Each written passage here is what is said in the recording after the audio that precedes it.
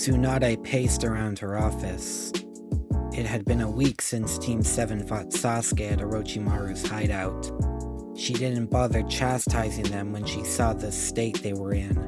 According to Naruto, Sasuke had trapped him and Haku in a genjutsu with over a dozen layers. Due to Sakura being knocked out, it took him almost 3 minutes to break himself and Haku free. By then, his tracker seed had stopped tracking the Uchiha, and he was long gone. Naruto blamed himself for not using the Nine Tails to break it faster. Sakura was equally depressed by the situation. Their first attempt at bringing Sasuke back was an absolute failure, and showed that the Uchiha was far stronger than they expected. Haku's report stated what Tsunade had feared. Naruto and Sakura held back noticeably, and Sasuke took advantage of that. The Hokage gathered from their expressions that the same situation wouldn't occur again. Now that they understood the strength of his Sharingan in particular, they had a better idea of what they were facing. It was only a matter of time until they met again. Tsunade's second concern related to the prisoner, Jugo. Jiraiya already had seals for the Nine Tails, and only had to alter them to be effective on Jugo, so his Kekkei Genkai wasn't her main concern. It was Haku, and the procedure planned for that day. Naruto insisted on having her curse mark removed as soon as possible, so he'd been working with Jiraiya and Jugo on a means to help. Tsunade stopped her pacing as the door opened behind her. Shizune stepped inside. "Zabuza has arrived," she informed. The Hokage nodded. "Make sure he gets to Haku. We can talk afterwards." Shizune nodded, Tsunade looking to her desk. Every time Naruto ran off, she ended up with twice the amount of paperwork. She groaned heavily, knowing she should do something about him. But like Jiraiya said, he was too much like his parents. Trying to stop him would change nothing, and she wasn't sure if she could help him. No one seemed to. She asked each of Naruto's friends, and they all had similar worries. The only one she thought could make a difference was Haku. At the moment, she was the one in trouble. Tsunade agreed with Jiraiya when he said that it was only a matter of time until Orochimaru did something. Although his most desired host was an Uchiha, having the last of the Yuki was certainly appealing. An hour later, Haku was sitting in the center of a large cave. The same one where Kakashi sealed the curse marks 3 years ago. Jugo sat a few feet away, Naruto helping him to control his absorption of natural energy. Jiraiya was completing the last of the seals needed to do the extraction. The goal was to overpower the curse mark with nature chakra and slowly tear it apart. Naruto had to remain at her side and pull it out so she didn't transform into a toad statue. "We are ready," Jiraiya stated. "Naruto, Jugo, you can start whenever Haku is ready." Naruto nodded, leaving a clone at Jugo's side. He moved to the silent Haku, her gaze somber. Her skin felt oddly warm, her body completely tense. "Are you okay?" Naruto asked. "I'm just worried how it will feel. After the operation, I mean." She looked into his eyes. "I didn't tell you this before, but it's not just my senses that have been suppressed by the mark." She raised her hand, Naruto taking it in his own. I can barely feel your touch. It's been getting worse since you fought Orochimaru." Naruto squeezed her hand, giving her a big smile. "Don't worry. All of it will be over soon. I'll be here with you every step of the way." Haku felt like crying, but forced the tears away. She held Naruto's hands firmly, the blonde nodding to Jugo and Jiraiya. The sage placed his hands on the seal, Jugo focusing on the surrounding nature chakra. Naruto's clone placed his hands on the man before becoming completely still. Haku winced, the real Naruto closing his eyes in concentration. Black marks instantly formed across Haku's body, the curse mark glowing at the base of her neck. It wasn't long until she screamed in agony, feeling the dark chakra fill her. Naruto felt it too, his mind picturing what he had to do. Use his chakra absorption ability to pull the natural energy out of her, the curse mark in tow. "This will take longer than expected," Jiraiya stated while pouring chakra into the seal. "I estimate this will take a full hour, maybe more." "Can we take a break for her?" Jugo asked, sensing Naruto's worry through their combined senjutsu. "Afraid not. We do, and the curse mark will simply regenerate," Jiraiya responded. "Don't worry about it. My Haku has faced pain far worse than this." All but Naruto looked up to see someone enter the cave. Their face was wrapped in bandages, the symbol for the mist adorning their headband. The executioner's blade sat on their back. "Lord Zabuza," Haku breathed out. "I know you can do this, kid. Blondie knows it too. You have to do this, otherwise he'll just keep worrying about you." Haku couldn't help but smile through the pain. If not for his need to focus, she knew Naruto would be grinning as well.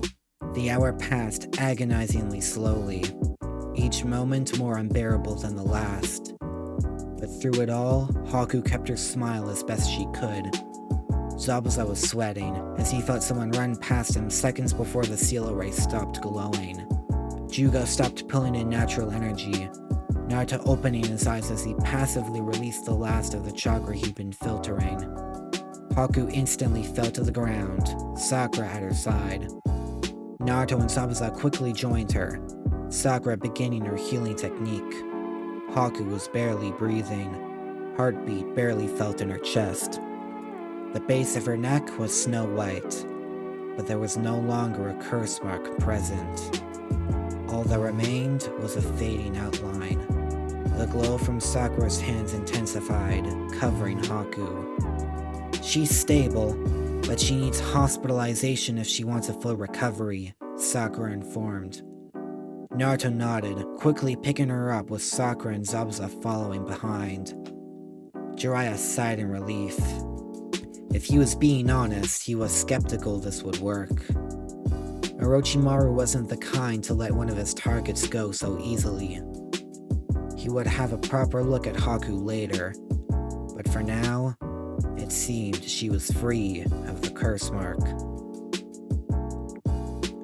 Hidden Leaf Hospital, 1 day later. Haku awoke to a wave of sensations. All her senses were in overdrive, trying to make up for the last 3 years. Her eyes widened as she felt the strong presence of chakra beside her. Her head turned to the sleeping Naruto, his chakra filling the entire room. Beneath its warmth, she could sense the faint rage of the Ninetales and the other beasts. She clutched her heart, which beat uncontrollably. It all felt so new, yet incredibly familiar. She felt the base of her neck, feeling none of the evil presence. She focused inward, sensing no dark chakra. Only then did she take a deep sigh of relief. The operation was a success. It was no wonder Naruto was sleeping. He hadn't since the Jonin exam, and he not only fought Jugo and Sasuke, but also played 2 vital roles in the curse mark's removal. He more than deserved it. "Glad to see you're both okay," Zabuza said from the doorway. "How are you feeling?" Haku forced herself up. "Okay, just a little overwhelmed." Zabuza chuckled. "I suppose I worried over nothing. Maybe now you'll be willing to come back to the mist for a while. Granted, I wouldn't be surprised if you declined." Haku looked away, gazing at Naruto's sleeping face. "I would like to, honest, but he's only taken on more burdens. I can't just let him do it alone." Zabuza sighed. "As expected. Well, I'll see you later once you're out of the hospital."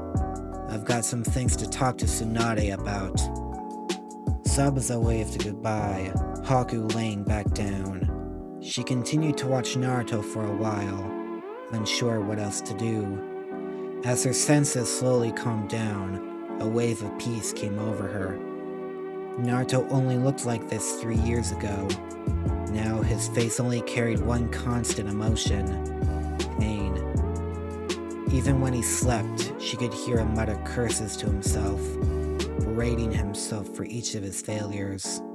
On the occasions he was woken up by the tailed beasts, he couldn't even hold her hand due to fear. He didn't deserve any of it, and all she could do was watch. Naruto gasped, eyes shooting open. Haku reached for him instantly, feeling his body tremble. The blonde held his head in agony, eyes flashing between red and blue. "What's wrong?" Haku asked. "It's Yugito," Naruto whispered. "The Two Tails. Having part of it allows me to sense her, but she's gone. She's dead." Haku stared in shock, Naruto's breathing becoming more ragged. "It's the Akatsuki. Those damned Akatsuki. They killed her. That means Han and Roshi will be next. I have to go." Naruto vaulted over Haku's bed, shattering the window as he threw it open. Haku grabbed his sleeve in desperation, but slipped, Naruto jumping out of the window. "I'm sorry," Naruto shouted, Haku unable to follow due to her fatigue. "Stop, please! Don't leave me! Not again! Not for this!" She fell to her knees, broken glass cutting through her hospital gown. "You're putting yourself in danger. Again. Please, you can't keep doing this. One day, you're not going to come back." Land of Earth, 3 weeks later. "Han, it's me! You got my message, right? It reached you before I entered the Land of Earth." "Don't shout, idiot!" the One-Tailed shrieked. "You're going to draw the entire hidden stone here to kill you." "At this point, I don't care," the Nine-Tails growled. "In case you've forgotten, our sister has lost all her power." "Hate to say it, but he's right," Naruto replied. "Only 4 others are left besides you, Fox. If the Akatsuki get a hold of more of you, they'll eventually go stronger than all the ninja villages." "Yeah, right," the Two Tails huffed. "You do know our eldest brother's power equals the rest of ours combined." The Three Tails nodded. "And if you have even these mere fragments of the rest of us, your chances of victory increase ever so slightly." "I'm not willing to let it get that far," Naruto retorted. "And I'm pretty sure your eldest brother wouldn't give me his power even if the world was at stake." "It might as well be," the Tanuki shouted. "I never imagined I would say this, but if it does come to that, I'll make sure you give him your chakra, Fox." The Nine-Tails huffed. "Whatever. Worry about the rest of our brothers for now." The fiery blue cat chuckled. "Speaking of, our middle brothers are here." Naruto looked up as Han jumped into the clearing, a man following him. He had red hair and a beard, his simple robes colored magenta. Naruto felt the Four Tails immediately. "Naruto, allow me to introduce you to Roshi, Jinchuriki of the Four Tails," Han stated, Roshi bowing slightly. "I've heard about you, Namikaze." "Oh, sorry. You prefer Uzumaki, correct?" Roshi smiled.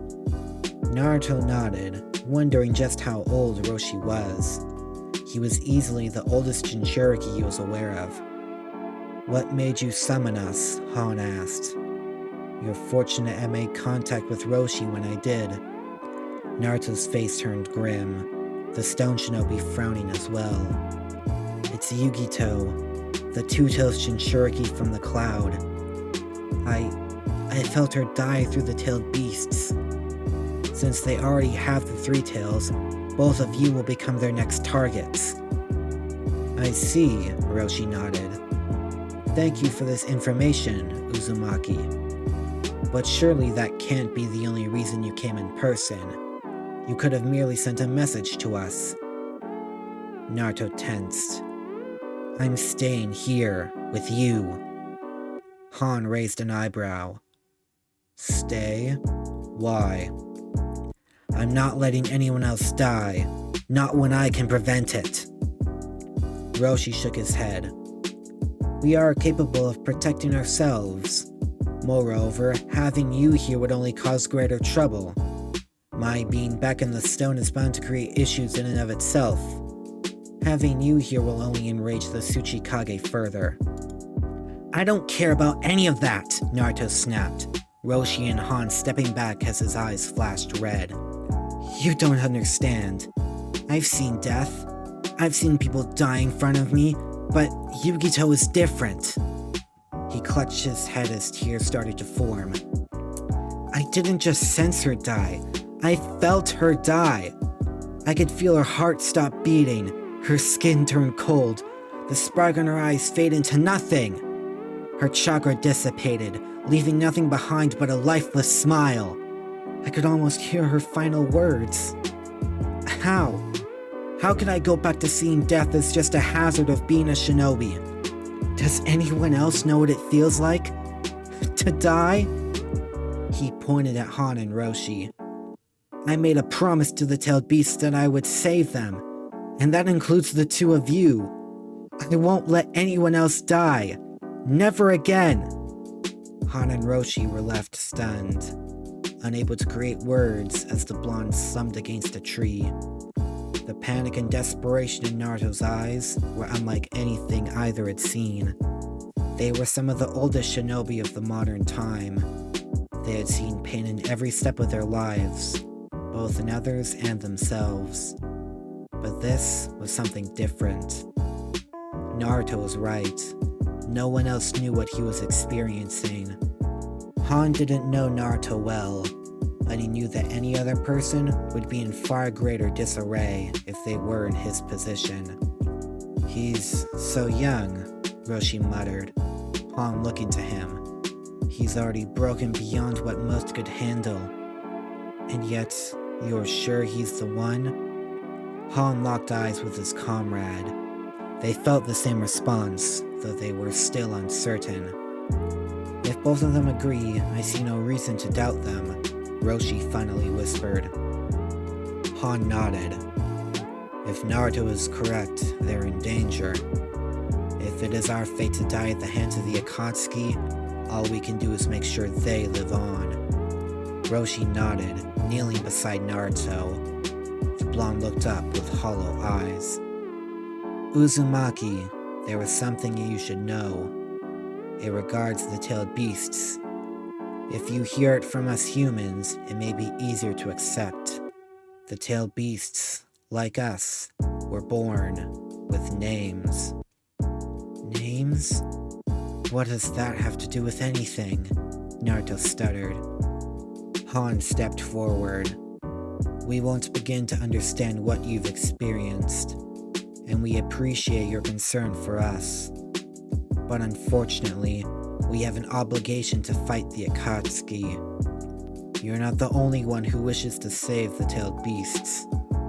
We may fail, that is a possibility, but I'll be damned if I let them get what they want without a fight. But the tailed beasts have chosen you. For what, I'm not entirely certain. But either way, even with all your strength, you cannot escape losing people. You cannot escape death. Naruto's breath caught in his throat.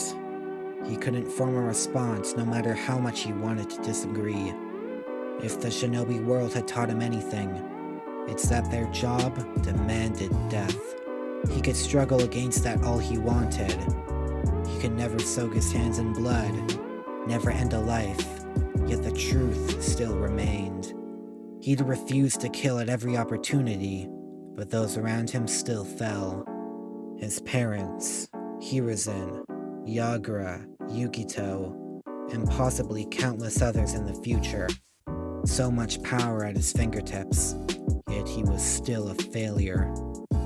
Sorry to interrupt this touching yet disgusting moment, but I'm looking for some Jinchuriki. The trio looked towards the trees where the voice came from. A man with slicked back hair stepped into the light. He wore the Akatsuki's signature black cloak with red clouds. In his hand, he wielded a red scythe with multiple blades. Naruto jumped up, unleashing a large ball of pink fire. The stunned man didn't even evade, the fire reducing him to a pile of skin and bones. A cry of pain rang through the forest. Damn it, that hurts! What the hell did you do to me, you little freak? The Jinchuriki gasped. He's still alive after that? Roshi asked. That's Hidan. Naruto snarled. From what little I know, I can tell you he won't die. The Akatsuki travel in pairs, so Kakazu must be here as well. Perceptive, aren't you? Another gravelly voice stated, standing beside the shriveled up Hidan. He had green and red eyes, face covered by a mask. I should thank you, Nine-Tails Jinchuriki. Without you, we would have wasted precious time hunting for the 4 and 5 tails. Naruto grimaced, gathering chakra. You expect to leave here in one piece? Not when I'm done with you! Kakuzu blinked. That reminds me. The rest of you can come out. The 4-tails Jinchuriki can probably sense you already with his earth style. Way to go spoiling my fun. I was planning on making a big entrance and showing off my art. Naruto whipped around, his rage rising even further as 3 familiar figures walked out of the shadows, surrounding the Jinchuriki.